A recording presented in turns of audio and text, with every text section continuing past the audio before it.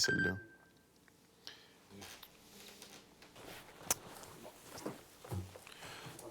On va faire un clap. As-tu le vertige, tu sais, comme le jour que t'as acheté, là, puis t'as rentré là-dedans, puis t'as dit « Oh shit! » Ouais, j'ai eu un vertige quand je suis rentré la première fois parce que c'était beaucoup trop gros. Puis c'était pas ça le plan, en fait. Moi, je revenais en région pour peut-être louer quelque chose, faire un petit bar spectacle. Oups, l'opportunité d'acheter. J'achète sur un coup de tête. Je reviens 2 semaines après, puis je fais comme « Wow, c'est ben trop gros. »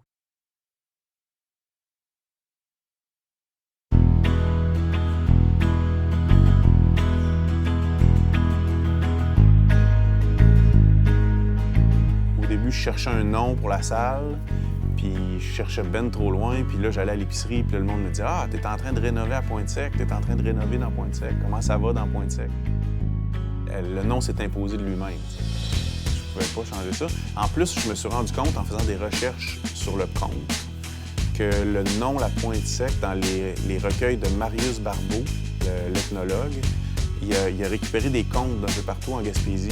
Et dans le conte de Mont-Louis, le dernier mot du conte, c'est La Pointe-Sec, parce que le personnage est mort. Il raconte que le corps est protégé par un linceul, puis ils s'en vont jeter le corps à la Pointe-Sec. Écrit de la même façon. Fait que là, quand j'ai vu ça, je pouvais pas changer le nom. Hein. Mais je sais pas d'où ça vient, mais il y a plusieurs théories. Là, c'était une place où ils faisaient sécher le poisson, mais clairement que c'est mal accordé au départ. Là. Mais maintenant, c'est rendu comme de la poésie vernaculaire. Comment est-ce qu'on t'a présenté, en fait? Ah, ben je m'appelle Yannick Élément. Je suis le directeur artistique de la Machine à trucs, qui est un organisme qui développe des événements culturels en Haute-Gaspésie depuis 2012. Moi, je suis originaire de la Gaspésie, de Mont-Louis précisément. Je suis parti à 17 ans pour étudier en musique à Montréal. Fait que j'ai été, grosso modo, une quinzaine d'années à Montréal. J'ai fait un parcours scolaire jusqu'à l'université. J'ai un bac en interprétation jazz. C'est ça. Puis, une année m'est venue l'idée de développer la région, en fait, de ramener un peu de ce que j'avais vécu à Montréal, Tu sais, je suis un amoureux de Montréal. Là. Montréal, c'est une grosse ville culturelle, donc de ramener un peu le culturel dans ma région. J'ai eu l'opportunité d'acheter un trop gros bâtiment que j'ai rénové pendant trop de temps. Donc, j'ai acheté, en fait, en 2007. J'ai commencé à le rénover avec les moyens du bord. Moi, j'ai jamais fait ça. Tout ce que je savais faire, c'était de jouer du saxophone, tu sais. Fait que ça donne aujourd'hui La Pointe-Sec. Et la Face B, on a 2 salles, une grande, une petite. C'est ça, ça a vraiment été rénové avec les moyens du bord. Plus d'idées puis d'imaginaire que d'argent, en fait, qui est investi là-dedans.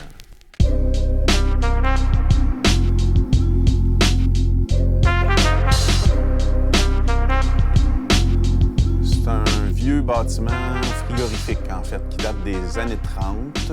C'est vraiment un bunker. Là. Ceux qui trippent sur la vieille architecture, c'est des murs pleins de 24 pouces d'épais. Il y a beaucoup de bois. Donc, j'ai eu l'opportunité d'acheter ce bâtiment-là et de le rénover. Moi, quand je l'ai acheté, là, il y avait 4 murs et un plancher de gravelle. Là. Il n'y avait pas aucune division. Donc, ça a été vraiment de la construction intérieure avec ce que j'ai appris à faire en même temps. Donc, il y avait déjà quelque chose de vieux qui me plaisait, de maritime, d'acoustique aussi. J'ai toujours fait attention beaucoup à l'acoustique. Donc, un bâtiment solide en bois, l'acoustique était déjà bon. Tout ce que j'ai ajouté à l'intérieur, j'ai toujours fait attention que ça sonne bien, tu sais. Puis maintenant, ben, c'est 2 salles de spectacle. Donc, la grande salle qu'on appelle la Pointe-Sec, qui était la première, en fait. C'est la petite salle en avant qui s'appelle la Face B, qui est plus 50 personnes. C'est aussi beaucoup un lieu de création. Donc, j'offre beaucoup de résidences d'artistes. Il y a un lieu pour vivre sur place, un espace studio d'enregistrement, création. Donc, c'est vraiment l'idée d'être le plus multifonctionnel possible. Mais en gardant toujours mon aspect musique. C'est de là que je viens. Donc, j'ai d'autres projets à dériver. Le conte, j'y suis arrivé par la musique aussi. J'accompagnais des conteurs en musique, mais mon axe principal, c'est vraiment le son. Ouais. Oui, je joue encore. De moins en moins, parce que le temps se prête plus, là. C'est quand même une saison culturelle de 60 spectacles en 3 mois à peu près, là. Donc, c'est quand même un feu roulant d'activité. Donc, j'ai beaucoup moins de temps. En fait, ma relation avec la musique aussi, ce que je me suis rendu compte avec le recul, c'est que ce qui me plaisait en musique, c'est la création. Moi, ce qui m'allume, ce qui me branche, c'est de créer quelque chose qui n'existe pas. Donc, je l'ai redécouvert, ce plaisir-là, en construction, en construisant un lieu qui n'existe pas, en modifiant quelque chose, en faisant un meuble. Fait que c'est le même plaisir que j'ai de jouer de la musique que d'aménager mon lieu.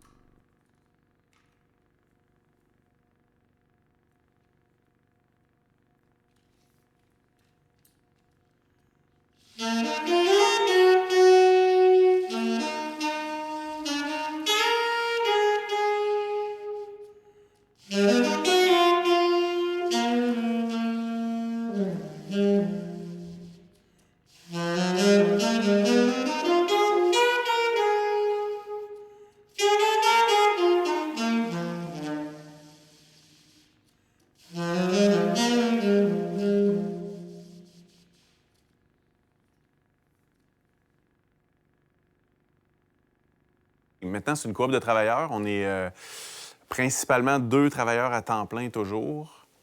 Nicolas Ouellette, pour ne pas le nommer, qui s'occupe maintenant de tout ce qui est... Moi puis lui, Nicolas, c'est comme mon extension pour tout ce qui est rénovation. Quand des fois, il rénove quelque chose sans me le dire, puis je vois ça, puis je fais comme... J'aurais pas fait mieux. C'est parfait. Non, mais mon idée, c'était que la scène soit belle pour asseoir et non un bordel comme c'est là, t'sais. Quand le monde va arriver à 5 heures. Ben oui, tu sais, j'ai pas... Ben oui. Allez, go, viens-t'en. Je t'attends. OK.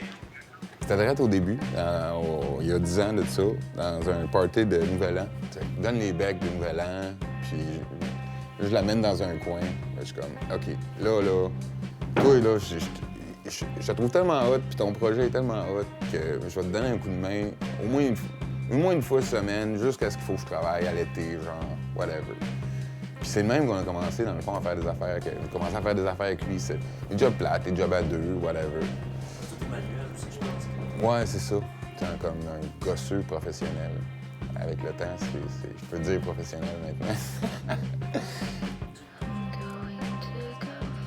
Ouais, maintenant, on est partner. Ouais. La meilleure façon que j'ai trouvé pour décrire, parce que, tu sais, c'est tellement pas évident de décrire ce qu'on fait, Yannick puis moi, tu sais. Fait que, il y a 2 affaires dont la façon la plus limpide, je pense, c'est de dire que Yannick, c'est le père de la Pointe Sec, puis moi, je suis devenu le mononcle de la Pointe Sec. Ou même mi parrain.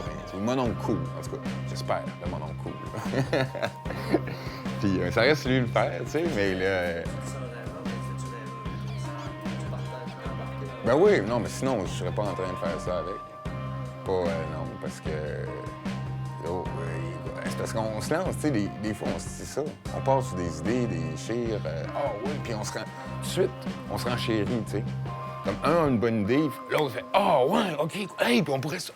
Hey, oui, puis ça, puis ouais, OK. Puis là, ça prend, là, ça mousse tout seul.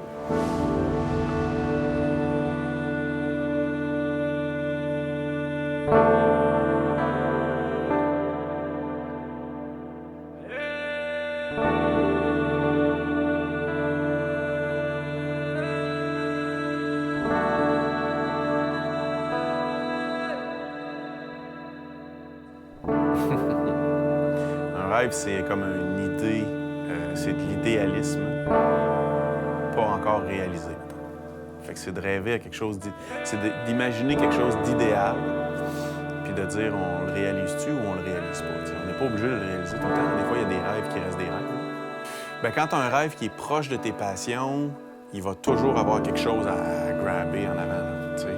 Effectivement, moi, au tout début, mon rêve, c'était d'avoir un lieu culturel. Bien là, je l'ai. Fait que ce rêve-là, directement, c'est plus d'avoir un lieu culturel, mais c'est de l'animer à travers 1000 projets complètement flyés. T'sais. Fait que le rêve, il évolue avec le réel.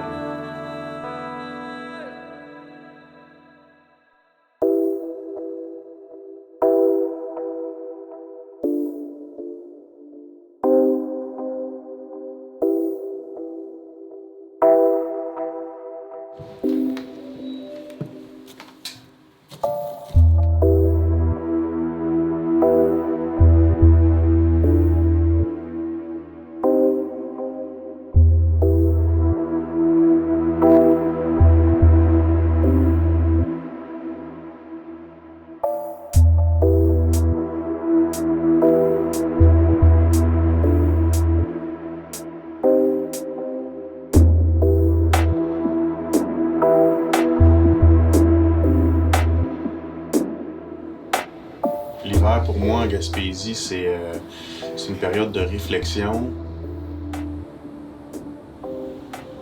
T'sais, nous, on est saisonniers. Au début, je me battais beaucoup pour que ça soit pas saisonnier, faire des shows à l'année, mais je me rends compte que j'ai besoin de la période d'hiver pour faire fermenter toutes ces idées-là. T'sais. Fait que c'est ça, c'est une période de réflexion, de prendre plus le temps, c'est slow tout, là. C'est important, c'est le rythme. Tu sais, l'été est tellement intense avec la pointe sec, le feu roulant d'artistes, puis de shows, puis de soirées qui finissent plus, que l'hiver, c'est comme ça fait du bien de se coucher à 8h30.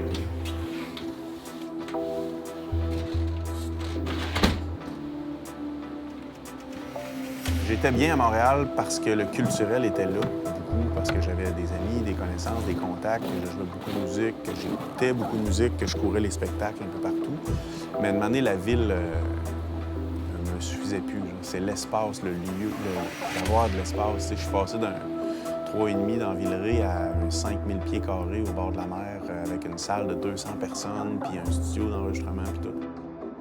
Bon, on était comme un peu, j'aime pas ça le dire de même, mais précurseur de ce qui arrive maintenant, parce qu'encore aujourd'hui, en 2020, il y a encore du monde qui vient de s'installer en Gaspésie parce que la ville ne satisfait plus leurs besoins. T'sais.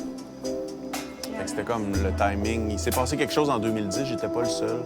Je faisais partie d'une mouvance de monde qui revenait s'installer en Gaspésie pour créer quelque chose.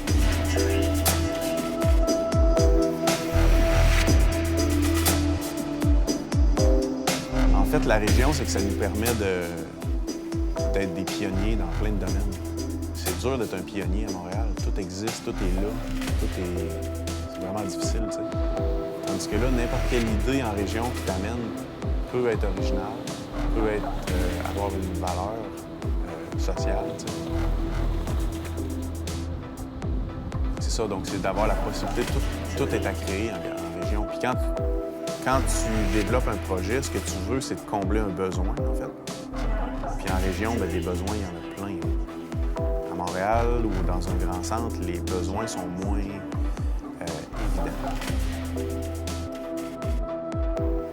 Randall, dans une de ses chansons, dit on a le parfum local et le goût mondial, on a le goût mondial et le parfum local. C'est ça qui fait notre force, d'avoir toutes ces différences-là. De briser les barrières aussi du mythe de la Gaspésie qui est fermé à l'autre personne. Il y a quand même toujours ça. On l'a encore vu là, pendant la pandémie il n'y a pas longtemps que les Gaspésiens ne veulent pas de Montréalais. On ne veut pas de Montréalais, au contraire. On en veut des Montréalais, puis on les préfère de toutes les couleurs. T'sais.